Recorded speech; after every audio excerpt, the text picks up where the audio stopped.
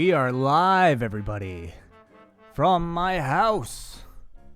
This is a very special edition of the Café Hangout. Thank you for joining me. My name is Wai Ting. This will be a solo edition of the Café Hangout. It'll be my very first solo edition of the Café Hangout. And, you know, it's been a big week of adjustment for a lot of people. And that includes John Pollock, whose Thursday at the moment is going to be taken up by some extra parental duties. So we've chosen to give him the day off so that he could be with Max. He might be watching right now. If you are, John, feel free to join the chat room and interact with everybody. But otherwise, you're kind of stuck with me, but I won't be alone. I got two very special guests joining me later today. First of which will be Matt Knicks of Freelance Wrestling. He'll be joining us to talk about their upcoming fundraiser show that's taking place on Saturday called Warehouse Wars. It's in partnership with Pro Wrestling Tees, and they're of course doing this to help raise funds for a lot of independent wrestlers who sadly will be out of work due to the cancellation of WrestleMania weekend.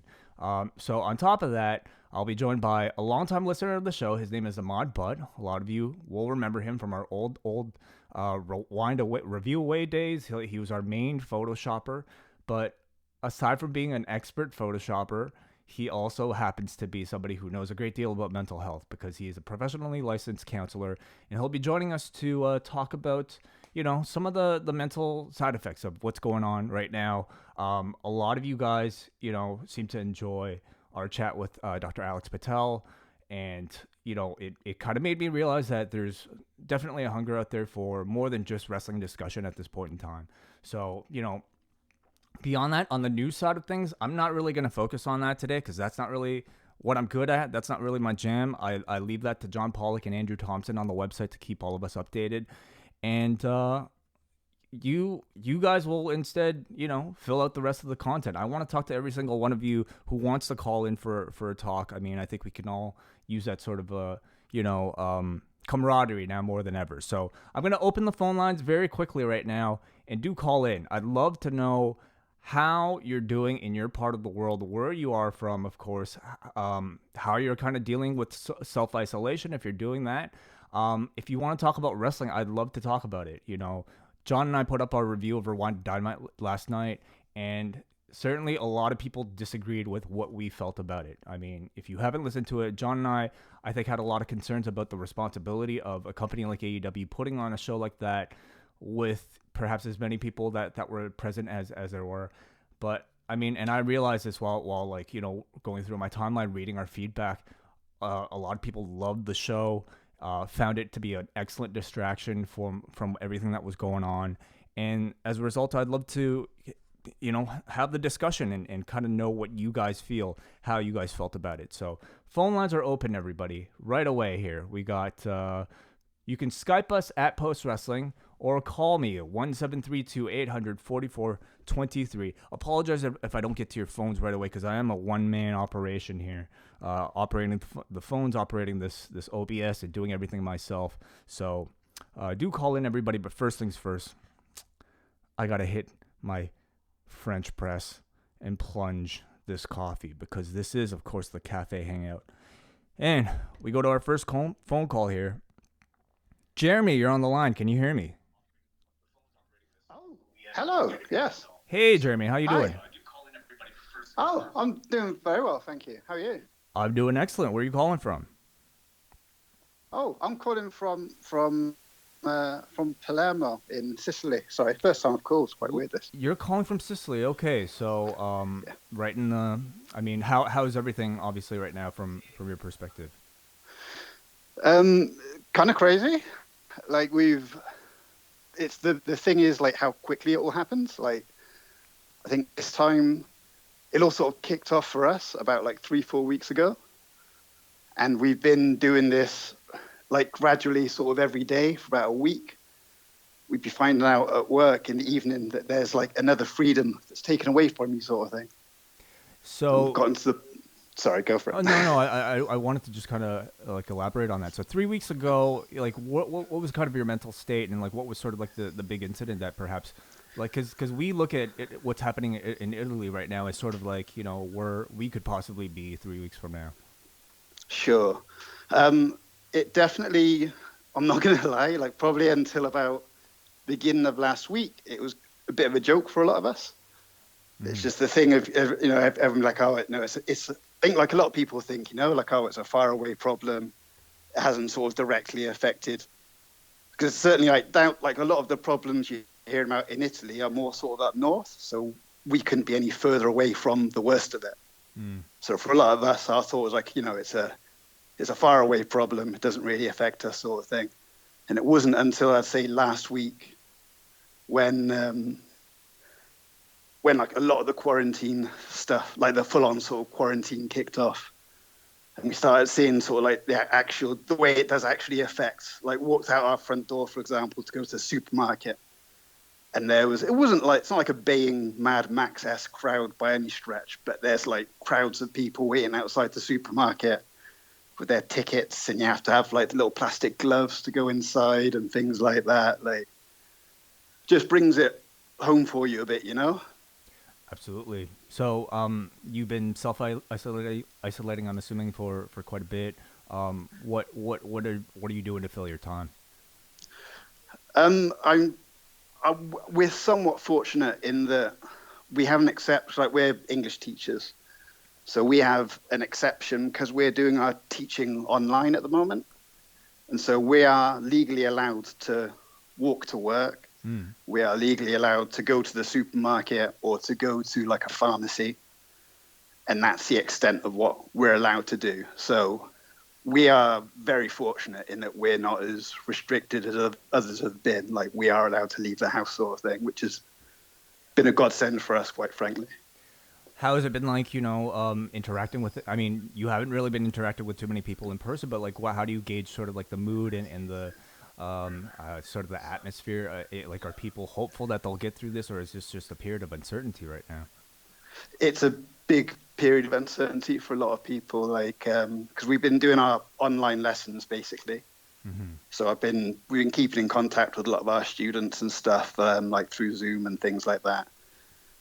And it's the thing of like, at first everyone's like quite excited because it's like, oh, I don't have to go to work, sort of thing, and I can be at home. But I think the longer it goes on, and sort of the longer that, as you say, like, the uncertainty of it all, like sort of the longer that people are starting to realize that like this is actually a major thing that's, I think realistically it's going to change everything about our way of life, like in the way that sort of 9/11 did like 20 years ago, in the way that like the Kennedy assassination did for people sort of 50 years ago. I really think this is like one of those massive sort of watershed moments, and I think that's starting to dawn on a lot of people at the moment. Certainly. Was there any sort of maybe advice you would give for people on this side of the world, perhaps, who are yet to maybe experience the level of the impact that Italy is experiencing? I'd say the biggest thing is like just be prepared, and especially be prepared for things to happen much more quickly than you might expect. Like I can't over stress to you like how bizarre it is to have, like, a couple of weekends ago things were quiet in the city, but like you could go out. Like, we went out for dinner and we went out for a walk around town, sort of thing, and went in the shops and things like that. And then 4 or 5 days later, like, no restaurants are open at all, and like shops haven't been open now for like a week and we've just had word that they're going to extend the quarantine. It was meant to end at the end of next week, but they're talking about extending it, and I don't think there's been any indication so far about how long they're going to extend it for. It's like you were saying earlier, it's just a lot of uncertainty at the moment, I think. I mean, it's just, I just say, like, try and keep your head up. Like, I think things like this are quite important. Make sure you're, Skyping all friends, and try and stay close to the people so you don't drive yourself batshit crazy. well, Jeremy, we invite you to call in every single week, just to kind of provide us with updates. I think you're providing a service actually for a lot of people who might not be aware of perhaps what the world situation is like right now. So thank you so much for the call, and hoping you're keeping well and keeping busy and healthy.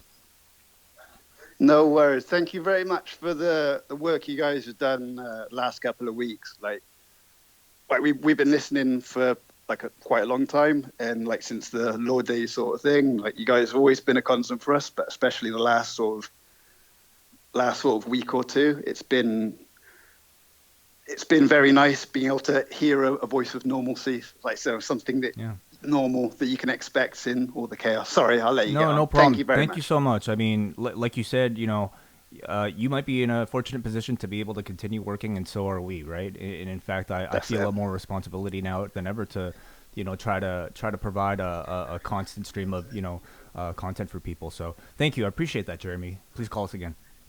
Absolutely. Thank you very much. Take Take care. care. That was Jeremy from Sicily in Italy right now. I'll try to fill in one more phone call before we get to our guest. So apologies, everybody. We only have one phone line, but I'll be leaving plenty of time for the end of the show to get all your calls in. So I'll take one more before we go to our guest. But who's this on the line right now? It is MJ live in my studio MJ in apartment. your studio. Okay. Wow. Um, How you been? First off, I hope everybody listening is hanging in. I just wrote in the YouTube chat. This has brought like a wide range of emotions, just from like working from home and who you socialize with and what you should do, and certainly my job's tied to the financial markets, so like that's a whole nother thing. There's 2 points I wanted to hit real quick, and I know you got guests coming up. One is with regards to the WWE and where they stand as a business. I think I had tried to leave this in the forum, and I know I messaged you about it. Their stock is like in a real precarious situation right now because they can't be running live events. They have a lot of revenue streams that are drying up, and I think we're seeing them do these shows on USA, be in Fox, because they need to keep those revenue streams. I don't know what the company would do if they weren't able to collect on those. Somebody had asked about like other sports leagues. Like the NBA is not getting paid by television rights right now because they're simply not able to deliver on the contract. So how that all shakes out in due time, we don't know. But I think that's why we're seeing such an emphasis by the wrestling companies trying to move forward with shows in addition to their unique place of trying to provide entertainment. The second thing I wanted to hit real quick, because I'll let you kind of comment off the air. I know you have guests coming up. The other thing is with regard, and I don't mean to be contrarian about this, but like we're watching wrestlers go through wrestling matches and saying, social distancing and whatnot, is this like comfortable to watch? We're all going to have to, and this might not be for a few weeks, we're all going to have to get used with the fact that life is going to resume and life is going to go back to normal. And how long do we need to get away from this point right now where watching athletes do, play sports and wrestlers wrestle and people go to bars? Like, how long are we going to have to go before that's normal? Because 3 weeks ago when we weren't thinking about this, like it was totally fine to watch wrestling. So I just do have I wanted to make that point because you and John have talked about it quite a bit, whether or not you're comfortable watching it. And not to be contrarian, it's like, we're going to have to be eventually. So if they feel like they're taking the safety measures in place, then, good for them. We don't know what they're doing behind the scenes, but I just wanted to put that out there again, not to be controversial, but some thoughts I've been having. I'll jump off and let you comment on those things. Thank you as always, Wai. Thank you, MJ, as always. Oops, sorry about that. Yeah, no, certainly. I understand what MJ is saying. At the same time, I feel like it's only been a week since this whole thing dropped, at least on this side of the world. And if we're already having this much trouble, dealing with a lack of wrestling for 1 week, how are we going to cope with this, like a month from now, 2 months from now, 3 months from now, if we have to do that? I absolutely don't begrudge anybody, who disagreed with John or myself about our show yesterday and our opinions. It's just it wouldn't be kind of our place, as commentators, to not bring up some of the concerns that run directly in opposition to so much of, I think, what I've been hearing. But then again, maybe you're right. MJ's right. I don't know what they're doing back there. I don't know exactly what the risk might be or might not be, and you know, till then, we just kind of, talk about what we watch and give you our exact perspective. So I am going to attempt to call right now Matt Nix of Freelance Wrestling, and apologies everybody if this is going to be a little bit shaky and sloppy because I believe he is actually at work. Hopefully he picks up. If not, we will try to get him a little bit later. But until then, let's see. Is this Matt? Yeah. Hey, what's going on? Hey, Matt. Thank you for joining us. Thank you. How are you doing? Oh, just surviving. Yes. I can understand. Yeah. Sorry. So are you at work right now? Yeah, but I can talk. We got all the time in the world. Okay. Thank you so much. Yes, of course. You're affiliated with Pro Wrestling Tees? Is that where you are right now? Yeah. I've worked here for like I don't know, 6 years now. Interesting, right? I remember seeing you in the documentary actually, and of course you are a friend of Scrumps from the PWT cast. So, something I'm happy to hear is that at least from talking to Scrump, it seems like it's kind of business as usual at Pro Wrestling Tees. Yeah, for now at least. I think as long as there's FedEx, UPS, and USPS are still picking up and dropping off, then we're going to be in operation still. Mm-hmm. Which is incredibly important because as we'll be talking about, I mean, much of what our discussion is as part of this show, and all the fans listening to this, a big casualty of everything is of course the lack of content, lack of shows that are going to be out there for WrestleMania weekend, which makes Pro Wrestling Tees really for many people their lone source of revenue. Before we continue, is there there seems to be a bit of like feedback in the background. I'm wondering if there's anything you'd be able to change up, Matt, on your end. How about that? How's that? That's much better. Thank you so much. Okay, so yeah, I had you on speakerphone. I much appreciate that. Yeah. So talk about you operate Freelance Wrestling. How has perhaps everything that's been going on affected you personally? I mean, it's affected me, I guess, personally, in the same way it's affected pretty much everybody else at the, and not just in wrestling, but just in anybody who runs the business, specifically like bar venues and stuff, not allowing these, crowds of, larger than 10 people at this point. I think they're saying, and it kind of forces the hands to have to like postpone a lot of shows. And thankfully I do have a job. I work at Pro Wrestling Tees, and thankfully we're still open and still working. But a lot of people, with all these shows getting canceled, wrestling is their only source of income. And if there's no shows, they're not making any money. And if they're not making money, they're not buying groceries or paying their rent and stuff like that. So that was kind of the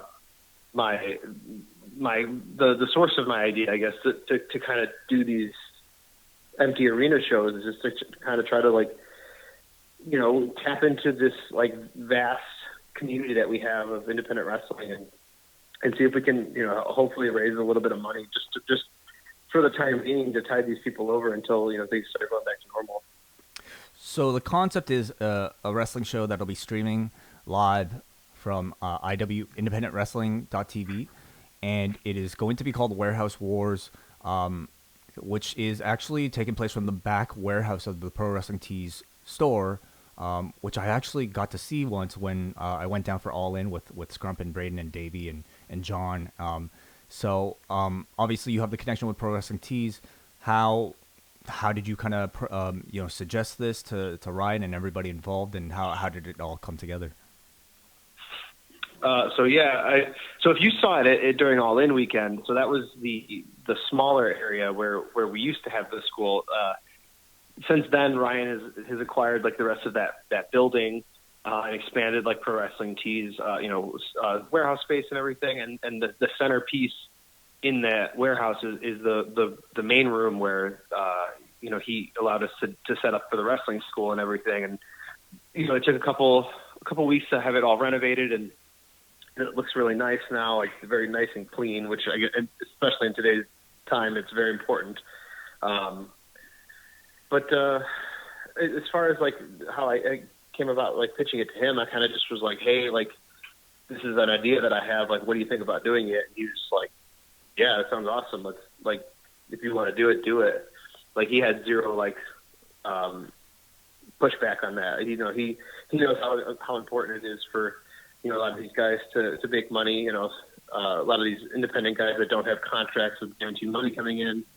So he was like 100% in support of what I wanted to do, and just kind of like reaching out to some specific people that I know that are, you know, living off of wrestling money. And I was working closely with Ethan Page about it as well. Like, you know, he's a close friend of mine. He helps out, you know, with the booking and stuff at Freelance. So, you know, we kind of were putting our heads together as far as trying to compile a list of people, you know, who to reach out to, and who, you know, and especially, you know, with the kind of panic that's been going around.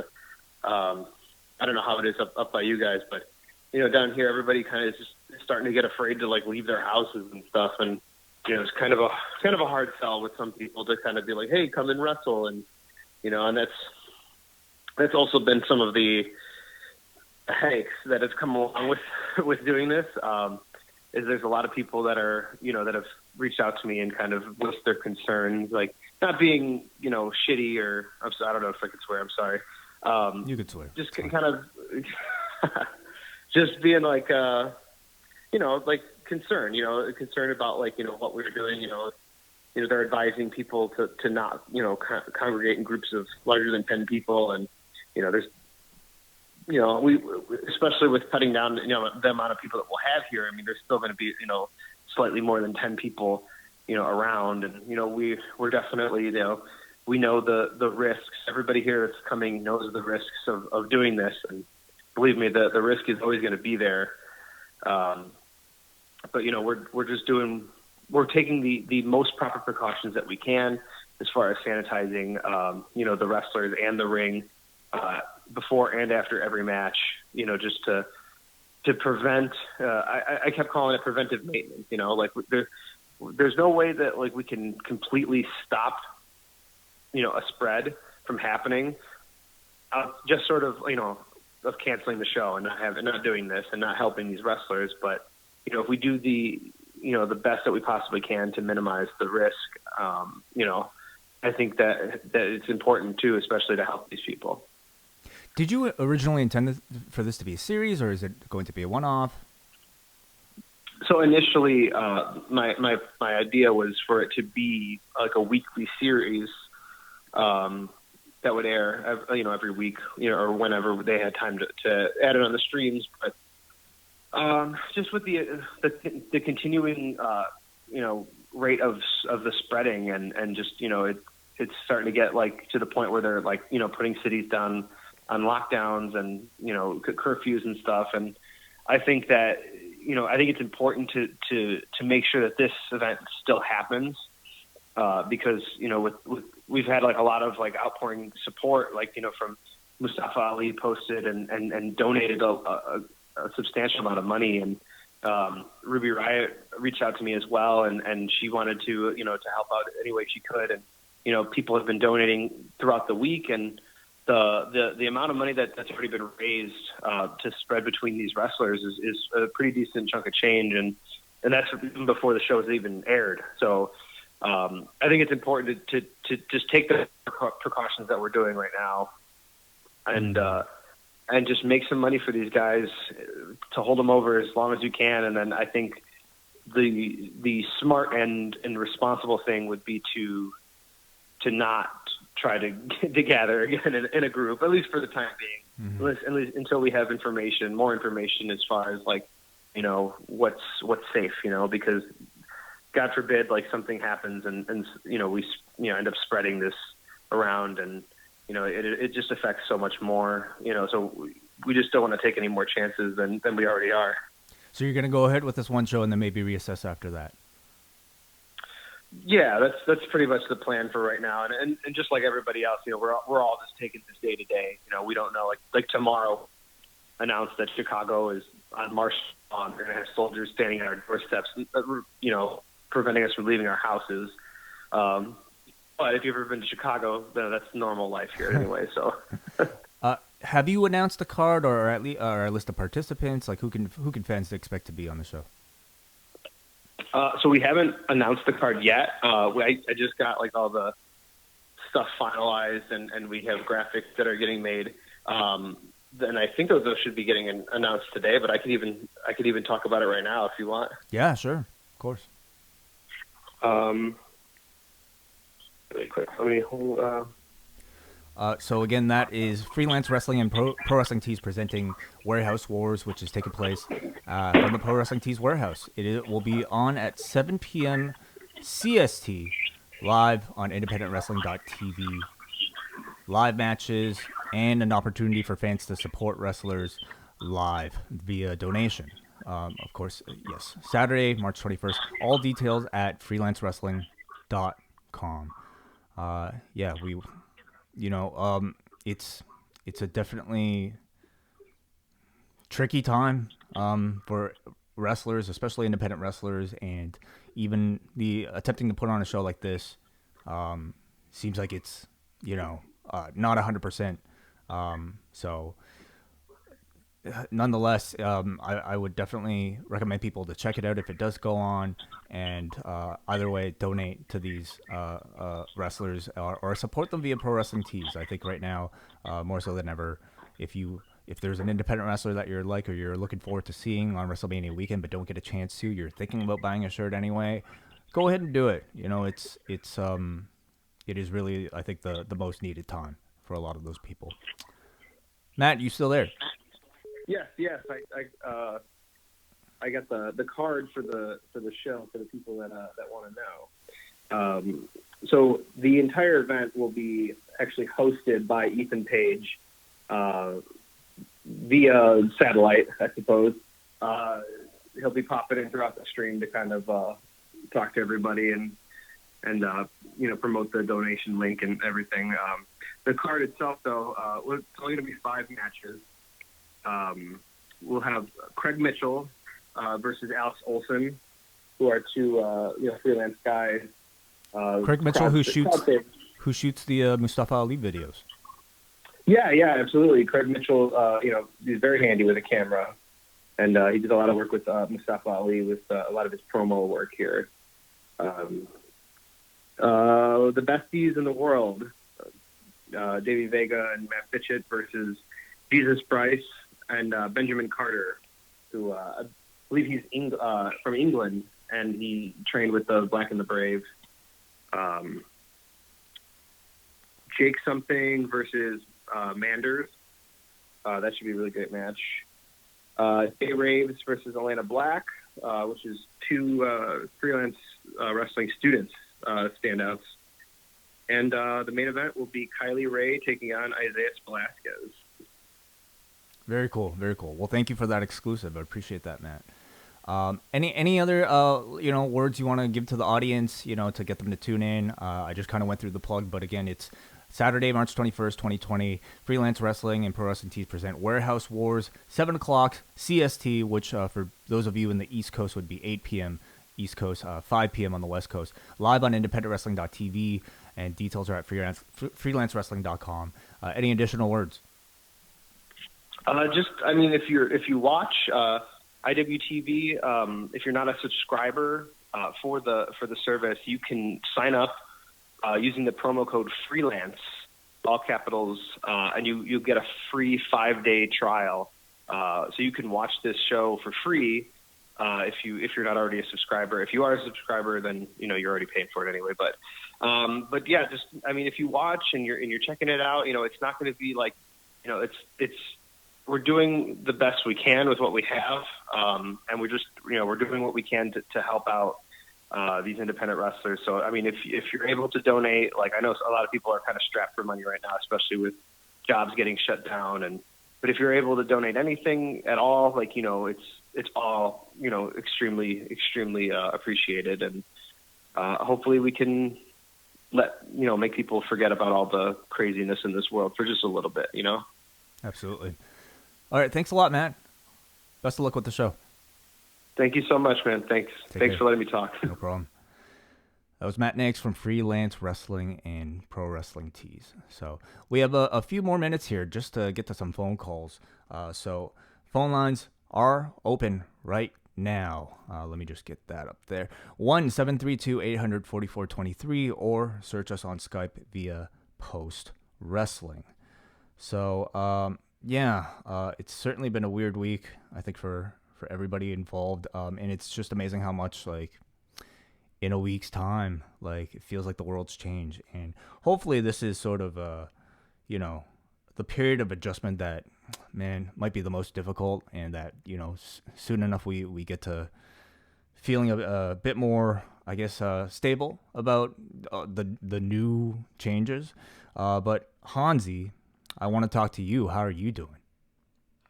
I wish I could be saying I'm doing. Listen, as far as I'm concerned, everyone in my life who I live with we're healthy as far as we know. But like this is kind of like it just was really kind of scary. And I'm glad that you guys and other podcasters are around to like kind of like provide like some entertainment as well as like the wrestling, like, people in the wrestling business. Like, you know what I mean? Like, it's been like just kind of weird, man. Because like here's the thing, Wai.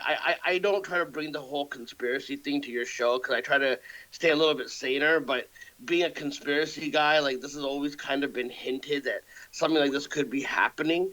And and when you're kind of like in that world, kind of, you're like, okay, shit, like, what would happen if like this happens? And like now it seems like it's happening. Ooh, jeez.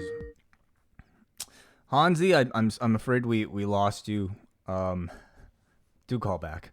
Sorry about that. Caller, you are on the line. What's up?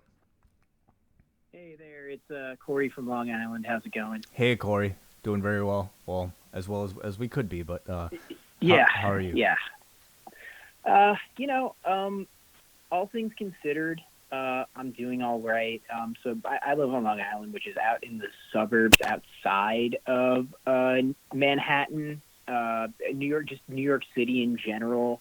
I went to go visit my girlfriend on Saturday, knowing very well that I'm probably not going to see her like physically for a couple of weeks. And I went to go pick up dinner for us, and I was just seeing bars and restaurants just completely like packed on Saturday, and just had to heave a big sigh. It was very disheartening to see just a lot of people really not taking this as seriously as you really wanted them to.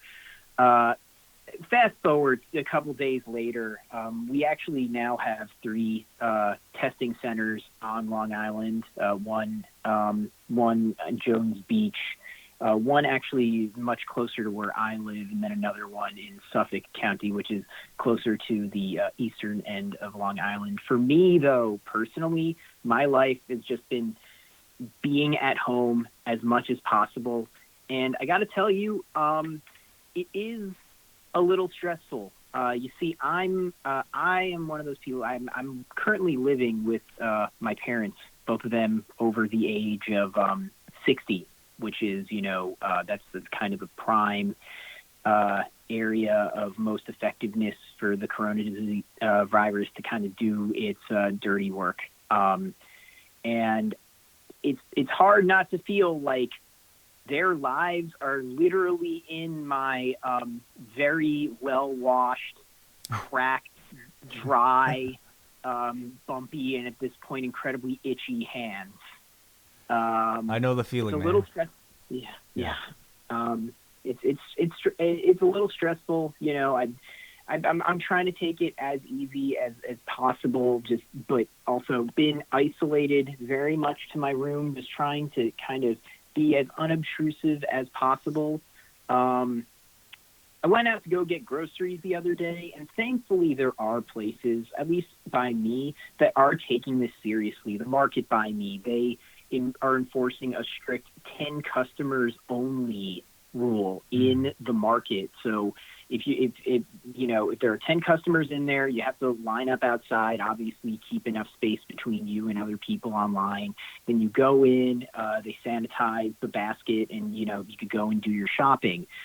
So that was really nice to see. I went out with my mask and gloves anyway, just to make sure. But it was surprising to see the amount of people just like out and about. And I'm just hoping that people really take this seriously and flatten the curve. I don't know if things are going to be back to normal the way that we remember normal being just 2 weeks ago, but I do hope that there is a level of like normalcy that we can all reach and just not feel a level of existential dread that I just think is a little bit common right now, and I think will be common for the next maybe week or two, just when you see all these cases being announced. Anyway, I've gone on long enough, but that's just kind of where I'm at right now. And just, as far as wrestling is concerned, I watched Dynamite last night. I was fine with it. I know you and John had your reservations about it, and I think that criticism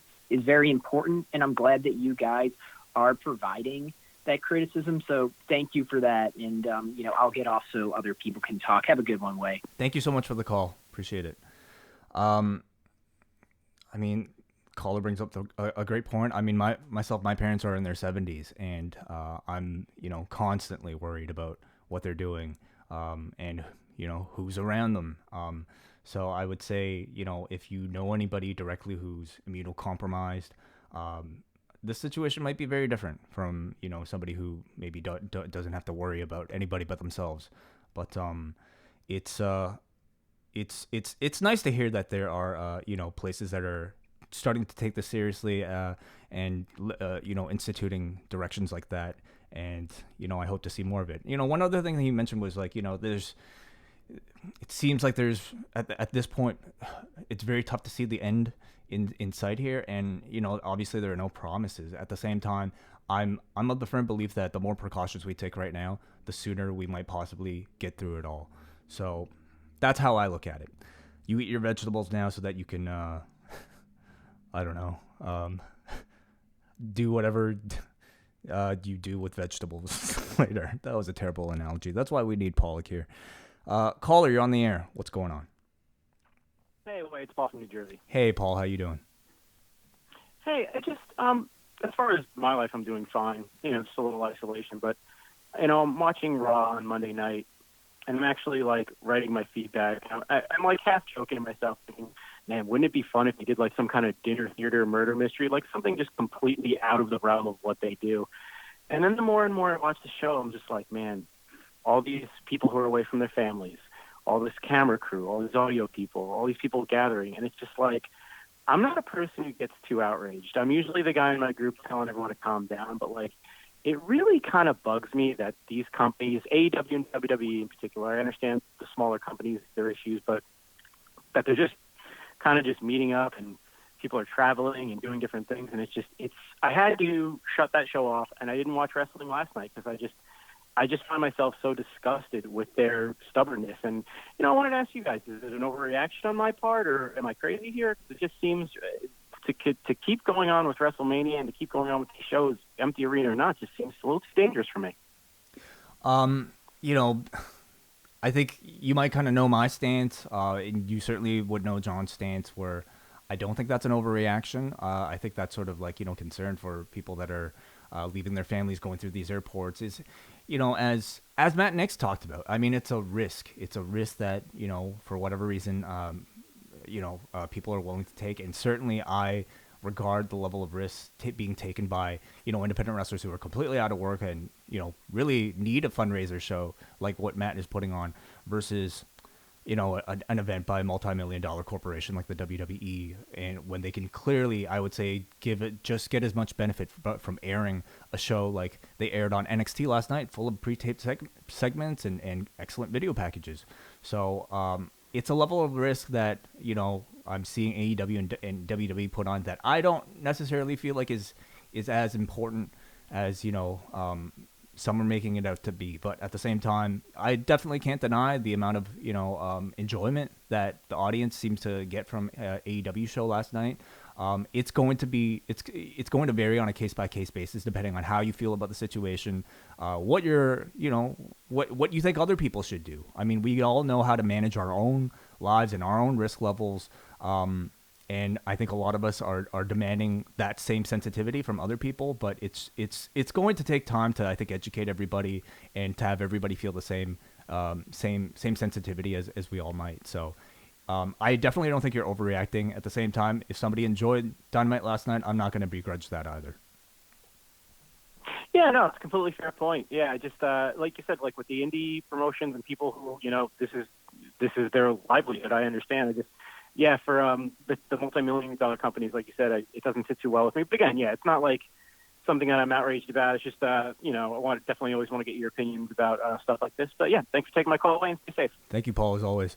I mean, the conversation is always important to have. And, John and I, with our platform, we never, look to really sugarcoat, I think, our opinions, even if we know a vast majority of people listening to us won't necessarily agree. We want to open up the discussion. And if you feel differently, don't be afraid to tell us why you might.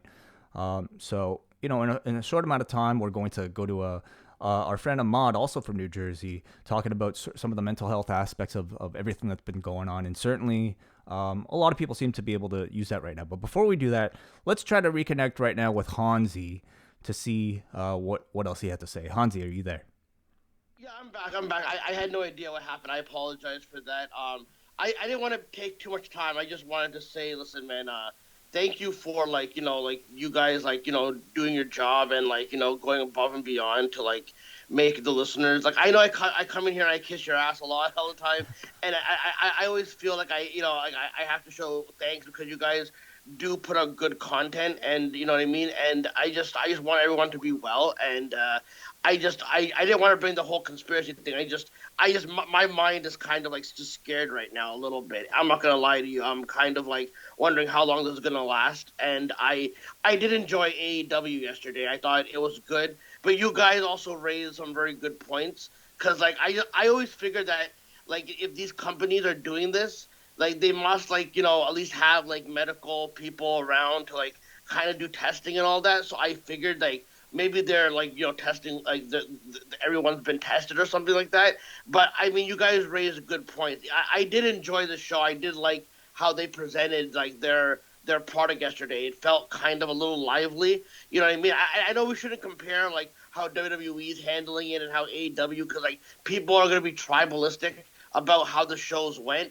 But I just gotta say that AEW kind of I felt handled it better. But I mean, you guys raised some very good points about the social distancing and the people that were there and all that type of stuff. So I mean, I agree with you, but I agree with you on that. But then I think I feel bad for even enjoying it, because I'm oh shit, I kind of I enjoyed it, but I wasn't really realizing how much these guys were putting their hands on each other. Cole Cabana was touching Jungle Boy and all that. So I mean, you guys do make good points though. But I just wanted to call in and say I hope you guys stay safe, and thank you for all the entertainment you're providing us. Not a problem, Hansi. Thank you for the call. Yeah, no, our intent is never to make people feel bad about what they're enjoying, and that's certainly I think not what we were hoping to convey. I think we were just hoping to convey our own perspective and the way that we kind of saw it. Again, if you enjoyed it, please enjoy it. These people are taking the risk, much in part to have you guys enjoy these shows.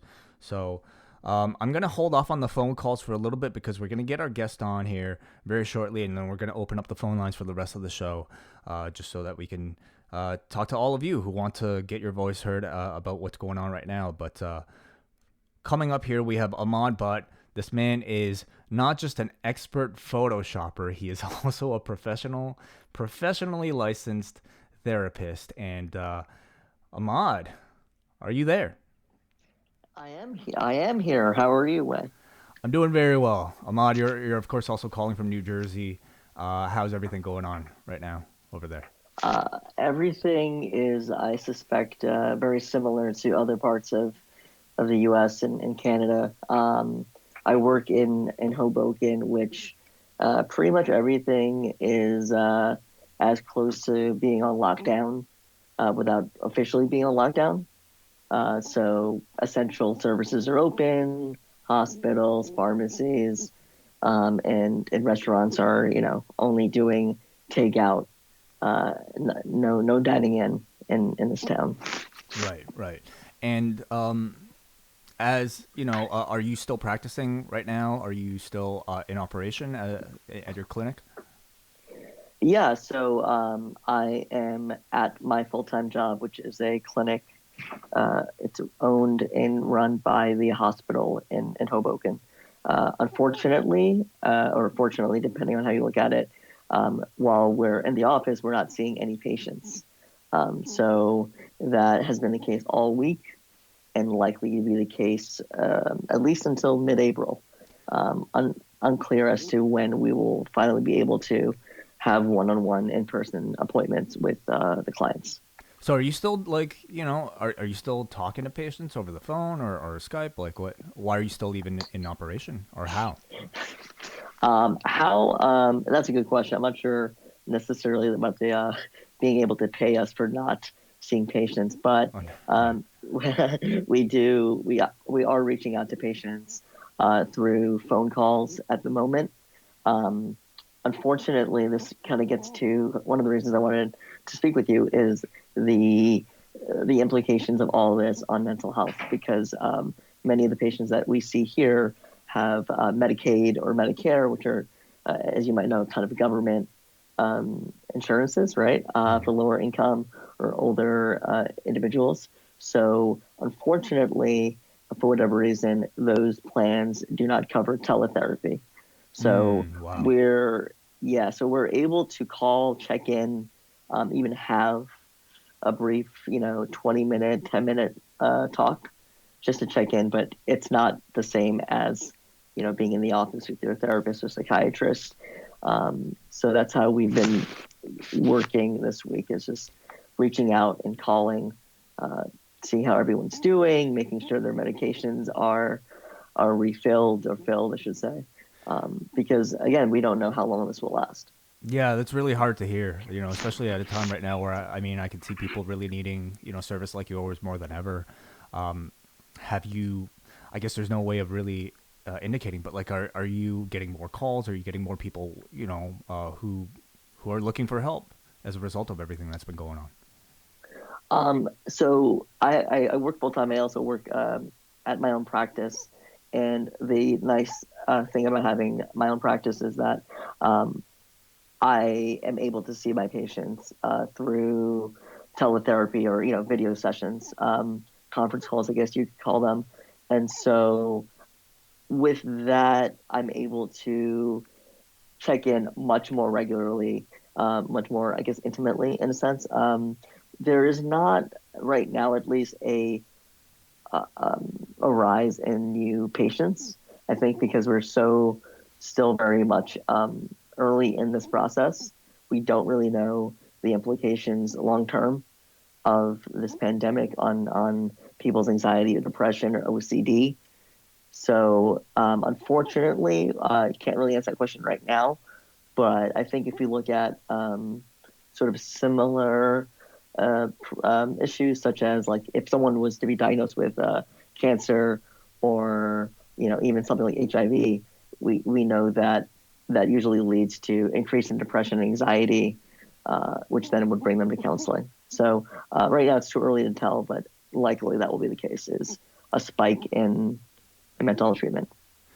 So part of the reason I wanted to have you on is, to have you perhaps, give our audience some advice if they're looking for it about maybe how to handle a situation like this. If you're being told to self-isolate, if you're dealing with the possibility of, caring for an elderly person in your life or somebody who's immunocompromised, what's some advice you can give people right now?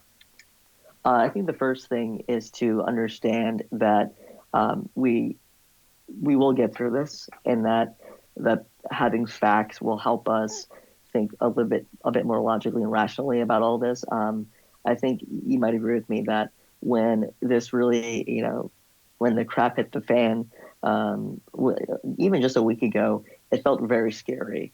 And there's too much information out there. A lot of it was misinformation. So I would say the first thing to do is obviously read facts, not fiction, and keep up to date, but not too up to date, and not to be obsessive about what the CDC is releasing out there in terms of guidelines, because it does change, as we've noticed in the last week. So having a healthy amount of information while also engaging in some self-care, some mindfulness, adhering to a bit of a routine, something that has happened in the last week or so for a lot of us is we're not going into work, right? We're not socializing at all in the ways that we would normally would with friends or colleagues. So if you're going to be at home, I would say have a schedule to your week or day where, yes, you do whatever is asked of you in terms of family or work, but you read a book, you play an instrument, draw, get into the arts, re-engage in the arts, keeping yourself basically as sane as possible.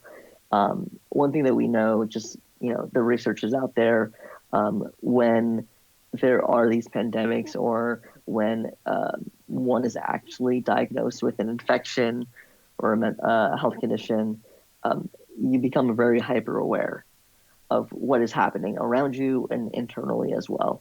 And that's where your mind can kind of play tricks on you. So, reading, I would suggest people read on things like health anxiety, being aware that what you're feeling is normal, but that doesn't necessarily mean you have a disease or a disorder.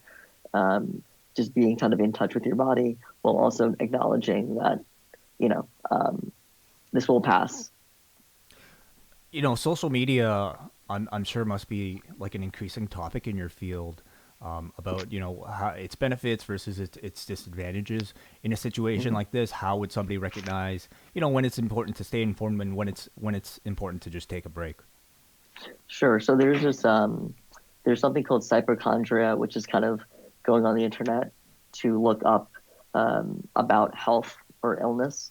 So it's sort of the classic, you go on WebMD and then before you know it, you have 20 different diagnoses and you fit all the criteria for whatever illness. So social media, it's kind of weird and unfortunately it's filled with a lot of misinformation, a lot of conspiracy theory. And that only adds on to someone's anxiety about this pandemic. So I think social media is great in terms of just what it's meant to do, which is to connect you with friends and family. But when we're bombarded with information and misinformation, it's becoming a nightmare because who can you trust is unfortunately what we're left with is who do we listen to? Are they people in government offices, doctors' offices, or people that we know? Mm-hmm. And that poses a really unfortunate question. Yeah. So, I mean, certainly a lot of people are going through this and perhaps dealing with like maybe the strangeness of doing nothing. But there are also people that are out there perhaps doing more because they still have to go to work, whether they work in a grocery store or they work in healthcare or, whatever is an essential service. Any advice or tips you can give to people who might be a part of that group? About the group that are still going to work, yes. You mean? Yes. Of course, take precautions, follow those guidelines that the CDC has, but you want to minimize as much exposure as you can. And I guess the unfortunate part about this is many people can be asymptomatic, right? So I would just say take proper precaution and be smart, but realize that you're serving a function and that you're actually helping society and your community at large. And that should be something to be proud of, I would say.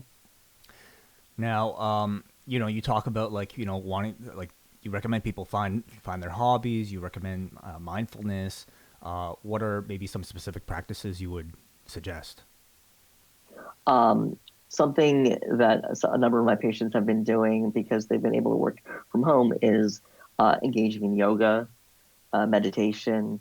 So I would definitely recommend those. Even even when there's not a pandemic, those techniques or those hobbies I think are pretty great for clearing out the mind, to be able to be in touch with yourself and kind of throwing out the garbage that kind of fills up throughout the week through responsibility and pressure from work. So I would suggest that. I know, Wei, you enjoy music. You like to make music. So I think with a lot of free time that we're suddenly afforded, if you have an interest like that and maybe you've never had the time, now's the time to be able to kind of focus on yourself and become a more creative person. We know that being more creative allows individuals to sort of feel more fulfilled and happier, and that's always a good thing. I really can't vouch for that enough. Like, just any kind of outlet for creativity is so, I think, necessary for your well-being, both mental and physical, to be quite honest with you. And for me, like, at a time in my life, it was playing music. At a time in my life, it was jujitsu. And obviously, when you can't go to the gym, when you can't do your favorite sport, one of the things you can do is the arts. You can paint. You can play an instrument. You can start a podcast about potpourri. You can like if you've always wanted to start a Twitch channel or a YouTube channel, now is the perfect time to do it, because a lot of people might be paying attention right now.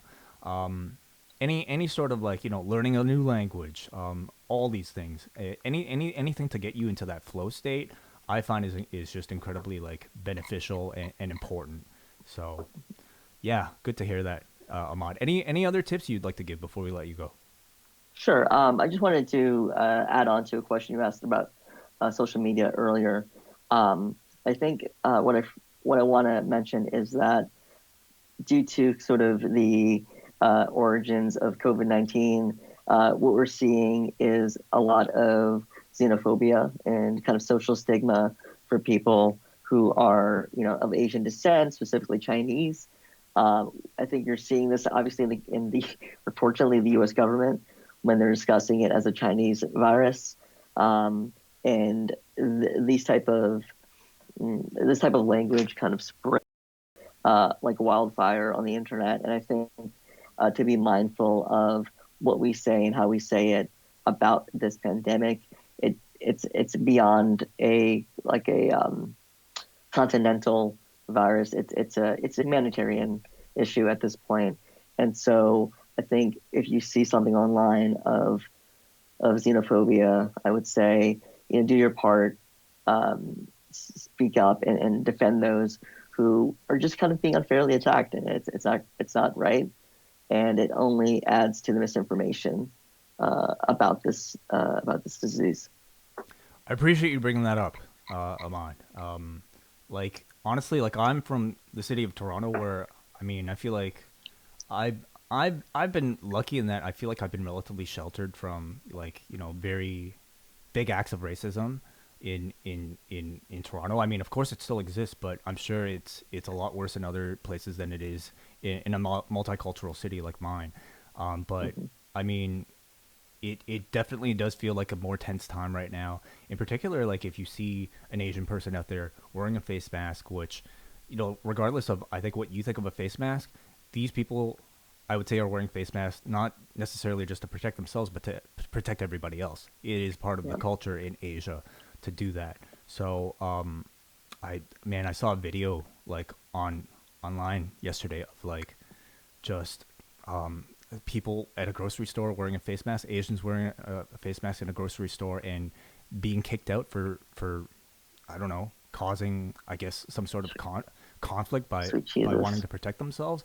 It's ridiculous to me. I never thought I would even see something like that in my own city. So, tensions are really high, everybody.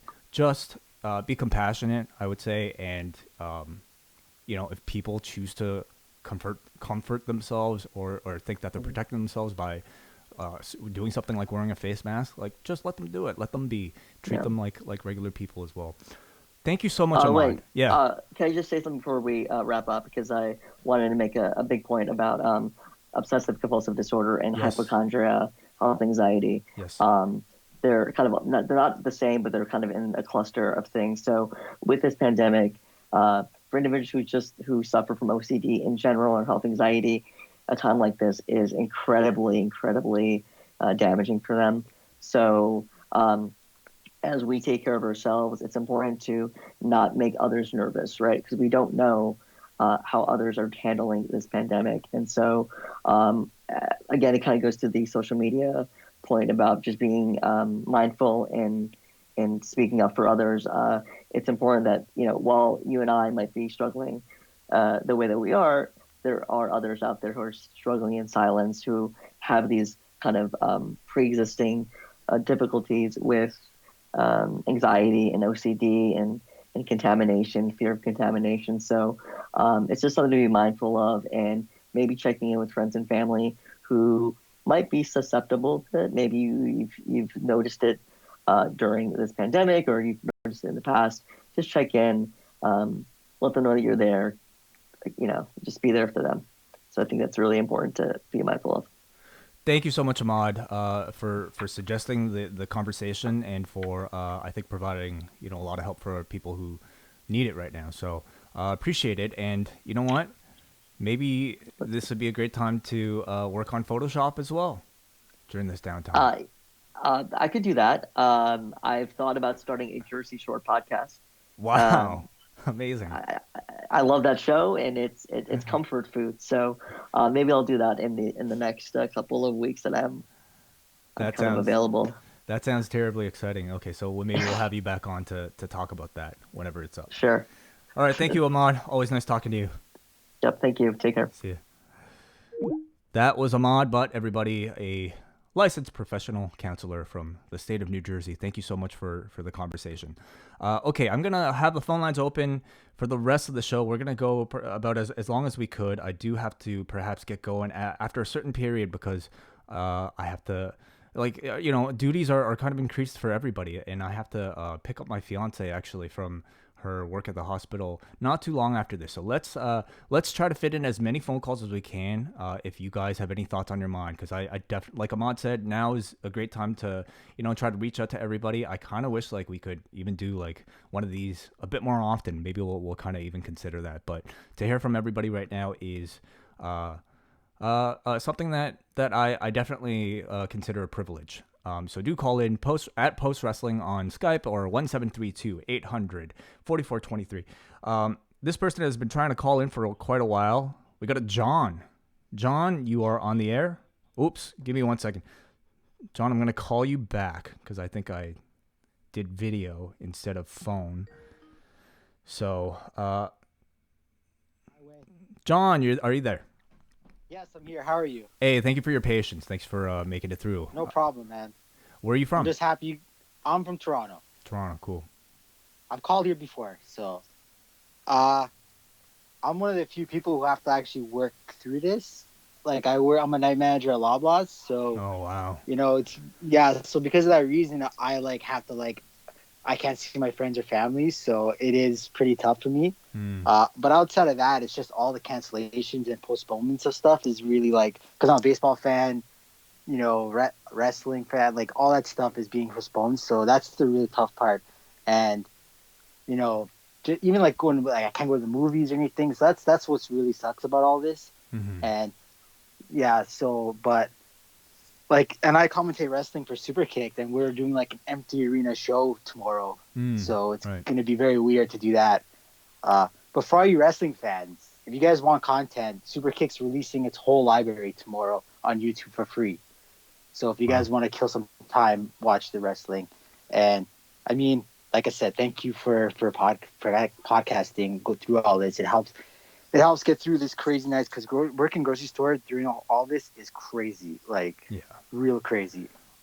I would certainly say, you know, like something like this has kind of definitely, I think, increased my appreciation for people who have jobs in places like that, because I believe like it was like there's like a state today that recognized like groceries, people who work in grocery stores as an essential service, and whether or not like it's officially recognized, I think it's, you know, I personally recognize it because you know, we wouldn't be able to survive without people who have jobs like yours.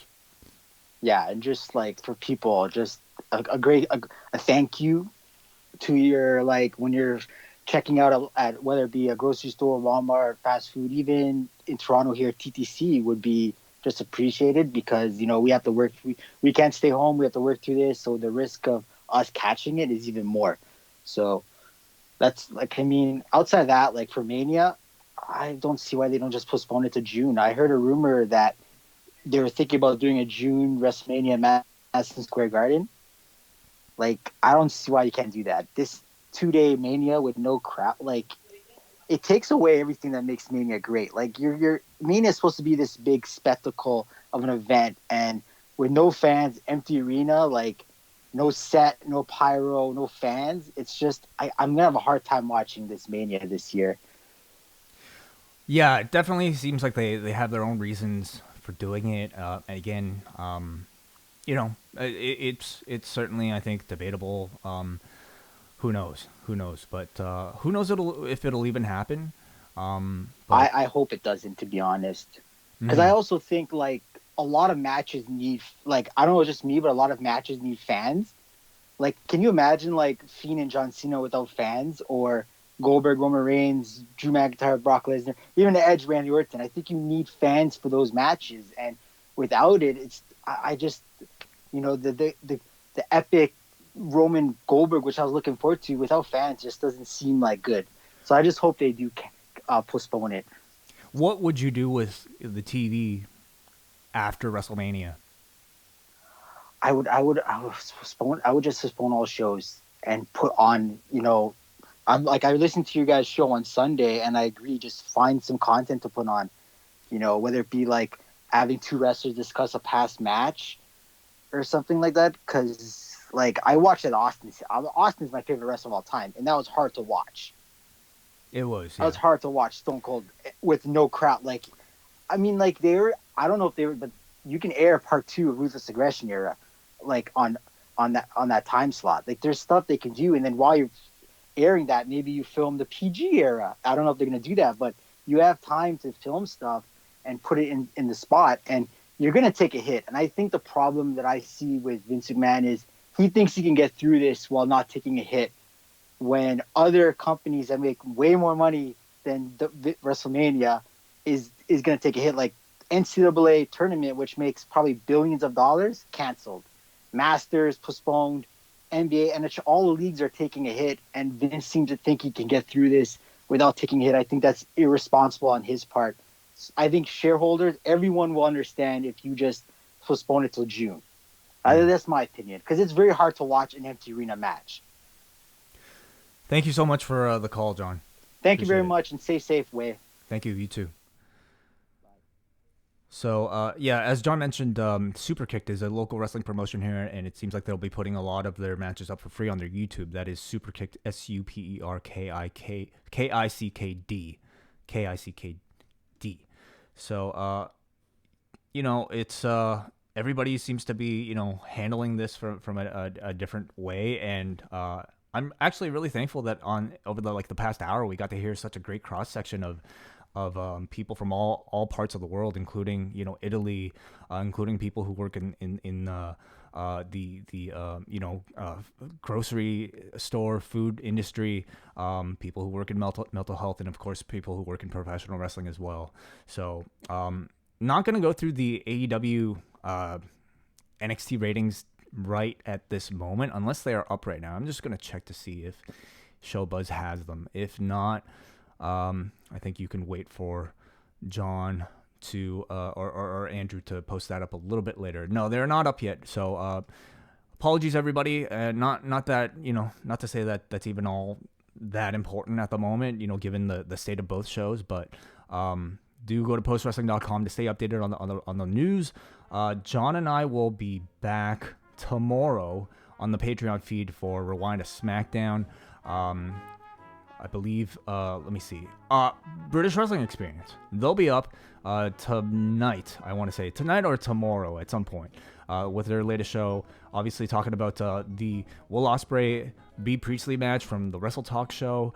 They'll be talking about, I'm sure, everything that's been going on in Europe as it relates to this. Sunday, we have the Rocky Maivia Picture Show, where Nate is going to be reunited with Brian Mann as they review 2 of The Rock's movies, so that certainly can't come at a better time right now.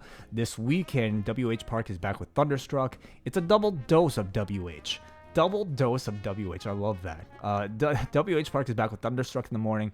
In the evening, he and John will be doing a post-pro res show. So thank you so much for everybody. Unfortunately, no more calls right now, but we'll do this again next week. I was a little bit, worried about like whether or not this would really go through doing it by myself, but it's thank you all for making it work. I really enjoyed the past hour, 15 minutes.